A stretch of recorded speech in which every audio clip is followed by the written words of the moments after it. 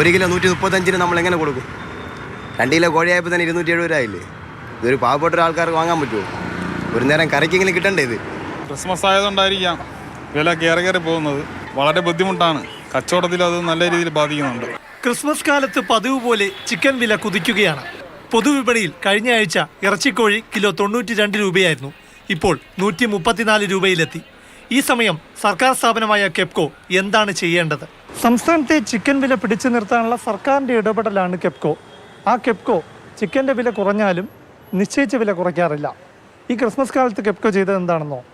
വില 10 രൂപ മുതൽ 43 രൂപ വരെ പല ഉൽപ്പന്നങ്ങൾക്കായി വർദ്ധിപ്പിച്ചു. അതിൽ ഏറ്റവും പ്രധാനം ജനങ്ങൾ ഏറ്റവും ആശ്രയിക്കുന്ന കറിക്കട്ടാണ്.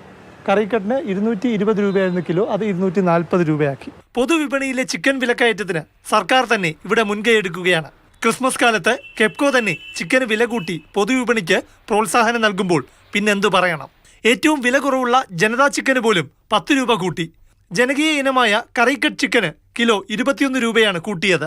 1 കിലോ ശീതീകരിക്കാത്ത കറിക്കട്ട് ചിക്കന് 240 രൂപയും ശീതീകരിച്ച ചിക്കന് 252 രൂപയുമായി ഉയർന്നു. ചിക്കൻ ഡ്രംസ്റ്റിക്കിന് കെപ്കോ 43 രൂപയാണ് ഒറ്റയടിക്ക് കൂട്ടിയത്.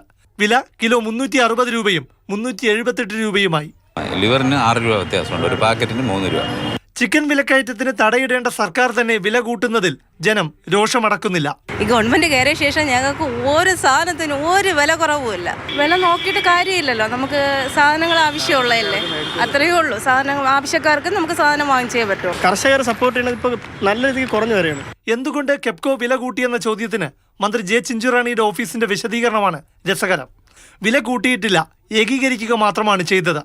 അതായത് സർക്കാർ സംരംഭമായ മീറ്റ് പ്രോഡക്റ്റ് ഓഫ് ഇന്ത്യ, ചില സഹകരണ സംഘങ്ങൾ എന്നിവ വിൽക്കുന്ന ചിക്കൻ വിലയേക്കാൾ കെപ്കോയുടെ ചിക്കന് വില കുറവായിരുന്നു.